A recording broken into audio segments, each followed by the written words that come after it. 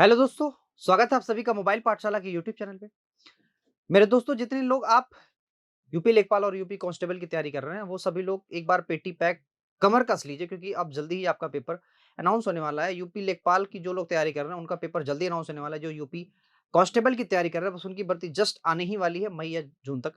I think notification आ जाएगा आपका और जल्दी एग्जाम 6 महीने में एग्जाम कंडक्ट करा के आपको ट्रेनिंग वेनिंग सब पे भेज दिया जाएगा। 6 महीने में ये सारी प्रक्रिया होनी है ना? ये सारा काम होना है। मतलब 6 महीने में आपका पेपर-वेपर खत्म हो जाएगा। पेपर, फिजिकल ये सारा 6 महीने में आपका निपटा देंगे।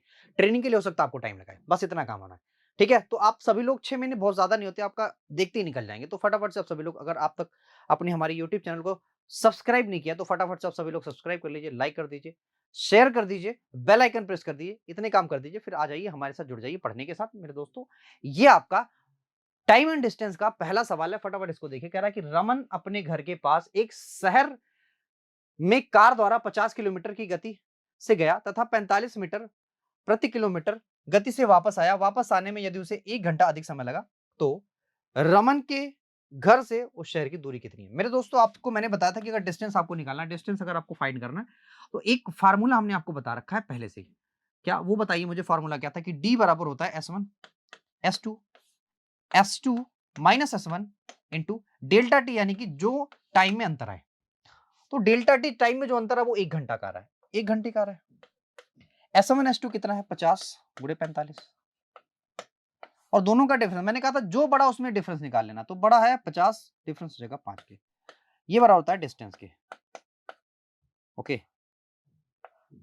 तो ये डिस्टेंस के बराबर है। काटेंगे तो 450 किलोमीटर आपका आंसर आता है। तो आप देख सकते हैं कि बहुत आसानी से आपका उत्तर आ जाता है, बहुत आसानी से। दूसरा सवाल देखिए, कह रहा है एक कार पहले 35 किलोमीटर की यात्रा 45 मिनट में, 69 किलोमीटर की यात्रा 75 मिनट में की जाती है। मेरे दोस्तों, यहाँ आपको औसत गति पूछ रहा है, तो बताओ औसत गति आप निकाल नहीं लेंगे क्या? मेरे दोस्तों, औसत गति बराबर होता है कुल दूरी बटा कुल समय। कुल दूरी बटा कुल समय। कुल दूरी कितनी भाई? इन दोनों को जोड़ दो, यानी कि 104। कुल समय हो जाएगा 120। ये 120 मिनट है, इसको आप घंटे में चेंज कर लो, तो काट पीटेंगे, कुल मिला के आपका 52 किलोमीटर पर घंटा आपका आंसर आएगा। ये आपका औसत गति होगा। ये आपका औसत गति हो गया। तो ये एकदम इजी सवाल था, इसमें ज्यादा बहुत टेंशन लेने की जरूरत नहीं थी। आ जाओ मेरे दोस्तों, इस सवाल में आ जाओ। ये सवाल आज का बहुत इंपॉर्टेंट सवाल है, इसको मैं जरा इंपॉर्टेंट की संज्ञा में डालता हूँ। ये बड़ा बहुत इंपॉर्टेंट है, ये आपसे पूछा जाता है और आप इसमें गलतियां कर जाते हैं। मेरे दोस्तों, आपसे कह रहा है अगर साइकिल स्कूटर से जाता है, अगर साइकिल से जाता है स्कूटर से वापस आता है, तो 6 साढ़े 6 घंटा लगता है। साइकिल से गया और स्कूटर से वापस आया, स्कूटर से वापस आया। मेरे दोस्तों, आपसे कह रहा है कि अगर दोनों तरफ साइकिल से जाता है, दोनों तरफ साइकिल से जाता है, तो 2 घंटा 10 मिनट ज्यादा लेता है। इसका मतलब सर जी 8 घंटा 2/3 समय लेता है। तो अगर साइकिल से एक दूरी ट्रेवल करता तो कितना लेता? तो मित्र ये लेता 4 से 1/3। दोस्तों यहाँ पे 2 का गुणा कर दो, यहाँ पे 3 का गुणा कर दो, तो इससे क्या होगा? इससे ये इतना हो जाएगा। और मेरे दोस्तों यहाँ पे 3 का गुणा कर दो, यहाँ पे भी 3 का गुणा कर दो, तो इससे होगा ये 6 सही 3/6। अब मेरे दोस्तों, साइकिल वाला दूरी मैं यहां रख दूं 4 सही 3/6 प्लस स्कूटर सक्कू 6 3.6। इन दोनों को भैया आप काटे पीटेंगे। अगर काटे पीटेंगे तो आप ये बात जानते हैं सर जी क्या? अच्छा, 2 यहां भी गुणा किया है ना? कहाँ का किया है? यहाँ किया, यहाँ किया। ठीक है, मैं इसको अगर आप थोड़ा सा इंटरचेंज करेंगे तो जो आपका उत्तर आएगा, देखिए जरा क्या आएगा। भाई वहां पे आया कितना? ये 8 था, तो हमने इसका आधा कर दिया, आधा किया तो ये हो गया। अब मैंने 2 का गुणा किया तो इधर हो गया। तो जो आपका उत्तर मिलेगा, आप इसमें से काटेंगे तो 2 सही 1/3। ठीक है, 2 से 1/3 मिलेगा, 2 से 1/6 मिलेगा, सॉरी 2 से 1/6 मिलेगा। यानी सक्कू से एक तरफ की यात्रा अगर करनी है तो लगेगा 2 सही 1/6। अब कह रहा है दोनों तरफ अगर वही यात्रा कर रहा है तो 2 गुना टाइम लगेगा, यानी कि 2 सही 1/6 में 2 से गुणा कर दो। ये हो गया 4 से 1/3। तो दोनों तरफ यात्रा करने में कितना टाइम लगेगा? 4 से 1/3। एकदम आसान, इंपॉर्टेंट भी था, तो करेंगे आप। नेक्स्ट देखो सवाल कह रहा है कि एक अपनी सामान्य गति की 2/3, भाई सामान्य गति अगर उसकी 3 होती तो 2 गति से वो ट्रेवल कर रहा है। कह रहा है चलने पर रेलगाड़ी अपने गंतव्य पर 3 घंटा देरी से पहुंचती है।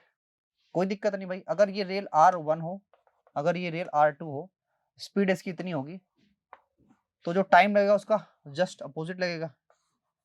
कह रहा है कि एक दूसरे से कितना 3 घंटा देरी से पहुंचता है, तो 1 यूनिट बराबर 3 घंटा, तो 2 यूनिट बराबर सॉरी 6, 3 बराबर सॉरी 9। आपसे कह रहा है क्या, समान गति से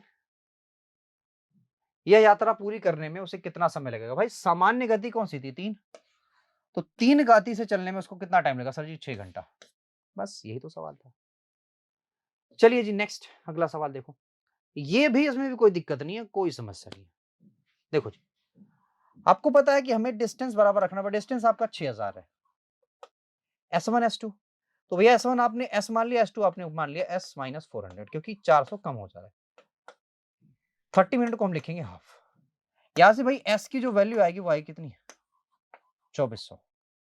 तो आपसे पूछा जा रहा है कि रियल टाइम बताओ, तो रियल टाइम बराबर क्या होगा? दूरी हमें पता चल गई है 600, 6000, ये 2400, काट पीट मचाएंगे तो 2.5 घंटा आपका उत्तर आएगा। ठीक है भाई, 2.5 घंटा आपका उत्तर आएगा। नेक्स्ट नेक्स्ट सवाल देखो, कह रहा है स्टेशनों पर रुकने के समय को सम्मिलित करने पर, भाई अगर स्टेशन पे रुकने के समय को अगर सम्मिलित कर लिया जाता है तो किसी रेलगाड़ी की चाल 28 किलोमीटर पर घंटा थी, यदि स्टेशन पर रुकने के समय को हटा दिया जाता तो इसकी चाल कितनी होती? 42। तो बताओ कितने देर स्टेशन पर रुकी, तो कितने किलोमीटर बढ़ रही है? तो आप देख सकते हो कि 14 या 42 यानी कि 14 किलोमीटर उसको ज्यादा ट्रेवल करना चाहिए, और 14 किलोमीटर के समय के बराबर वो वहीं रुक जा रही है। क्या हो रही है मेरे दोस्तों? वहीं रुक जा रही है। क्लियर है आप सभी को? कोई दिक्कत नहीं। अब मेरे दोस्तों हम क्या करें? करना कुछ नहीं, आप 42 से सीधे भाग दे दो, 42 से भाग दे दो, और गुणा मिनट में चेंज करना तो 60 दे दो, तो 14 तिया 42 यानी कि टोटल आया 20 मिनट। तो रेलगाड़ी कितने मिनट आराम करती है? 20 मिनट। रेलगाड़ी कितने मिनट? 20 मिनट आराम करती है रेलगाड़ी, 20 मिनट आराम करती है। ठीक है भाई। नेक्स्ट कह रहा है एक जीप एक कार का पीछा कर लेती है, जीप जो जीप से 5 किलोमीटर आगे है। भाई कार से जीप 5 किलोमीटर आगे है, कब कौन कह रहा है? जीप एक कार से, भाई कार जो है जीप से 5 किलोमीटर आगे, ठीक है, इसी 5 किलोमीटर की दूरी को ट्रेवल कर रहा है। अच्छा जी, आपसे कह रहा है भाई ऐसा है कि उनकी चाल 90 और 75 है, यानी कि जीप की चाल 90 है, कार की चाल 75 है, यानी कि 15 किलोमीटर पर घंटे के हिसाब से ज्यादा दौड़ेगी जीप कार की अपेक्षा। यानी कि 5 किलोमीटर की दूरी वो 15 किलोमीटर पर घंटे की रफ्तार से कवर करेगी, है ना? तो टाइम बराबर क्या होगा? टाइम बराबर दूरी बटा चाल। तो लो भाई टाइम बराबर दूरी बटा चाल, इसको अगर सेकंड में बनाना तो गुणा 100 कर दो, मतलब 60 कर दो, तो 15 चौके 60, है ना, और 5 चौके 20। तो टाइम आपका क्या गया? सर जी यहाँ भी टाइम आपका 20 ही मिनट आ रहा है, टाइम आपका 20 ही मिनट आ रहा है, टाइम आपका 20 ही मिनट आ रहा है। ठीक है मित्र, चलिए ये सवाल देखिए, ये भी अच्छा सवाल है, एकदम इंपॉर्टेंट सवाल है, ये भी एकदम इंपॉर्टेंट सवाल है, इंपॉर्टेंट आईएमपी सवाल है। कह रहा है एक कार है, ए है, ने 448 किलोमीटर की दूरी 8 घंटे में तय करी। बी ने 9 घंटे में, बी ने 9 घंटे में, मतलब वही दूरी बी ने 9 घंटे में तय करी। अच्छा जी, कह रहा है कि ए ने 110 किलोमीटर अधिक दूरी तय की,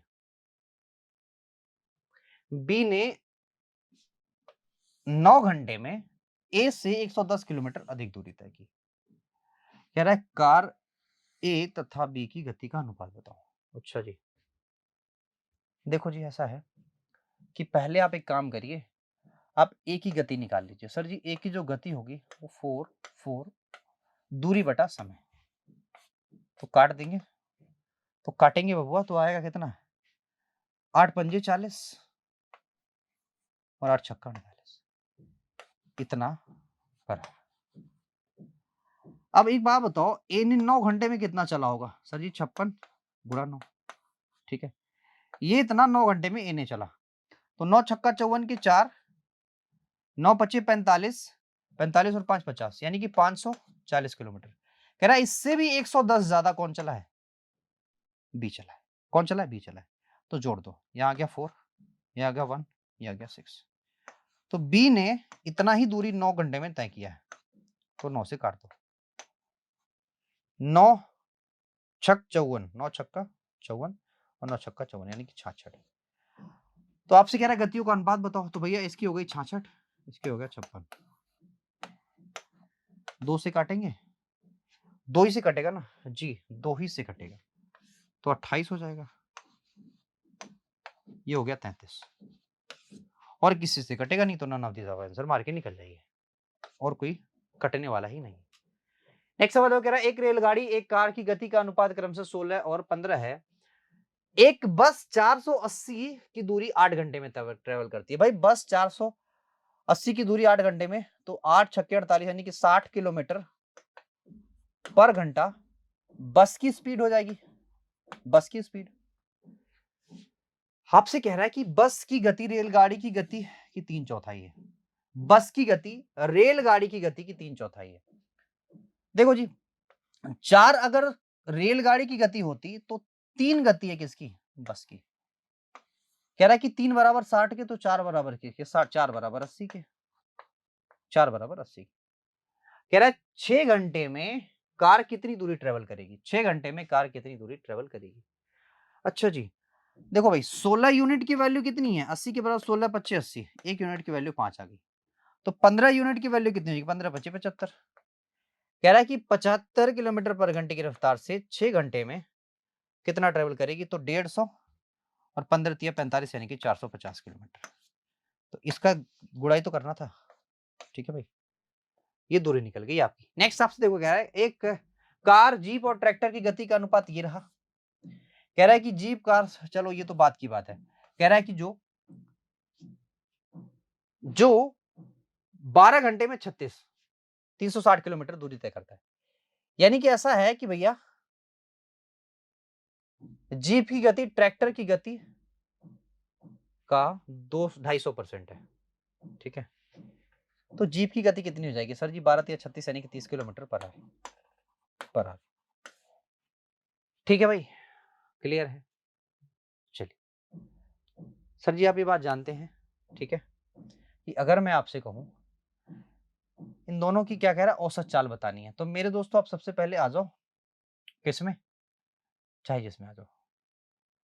ये है जीप की गति, सॉरी ये ट्रैक्टर की गति है, तो 2 यूनिट बराबर ट्रैक्टर की गति, 1 यूनिट बराबर किसकी? 15 की। 1 यूनिट बराबर 15 की, तो 3 यूनिट बराबर 45 की, और 5 यूनिट बराबर किसके सर जी? 5 यूनिट बराबर 15 25 75 के, 75 के। 3 यूनिट गति थी किसकी? कार की। भाई 3 यूनिट गति थी किसकी? कार की। किसकी थी? कार की। ये कार है, ठीक है बाबू। और मेरे दोस्तों ये है आपका, ये कार है, और ये क्या है? ये जीप है। कह रहा इन्हीं का औसत बताना है, तो इन दोनों को जोड़ लो, यानी कि 0 हो गया। 7 4 11 1 12 बटा 2 कर दो, तो 60 किलोमीटर पर घंटा क्या हो गया? इनका औसत हो गया। 60 किलोमीटर पर घंटा क्या हो गया? इनका औसत हो गया। क्लियर है भाई? तो उम्मीद है आपको इतनी बातें बिल्कुल कट टू कट समझ में आई होंगी, इसमें कोई दिक्कत नहीं है। आज के लिए इतना ही रखते हैं, मिलते हैं आपसे नेक्स्ट लेक्चर में। अगर नए हैं तो प्लीज वीडियो को सब्सक्राइब, चैनल को सब्सक्राइब जरूर कर दीजिएगा। पूरा वीडियो देखिए। आज के लिए नहीं, थैंक यू वेरी मच।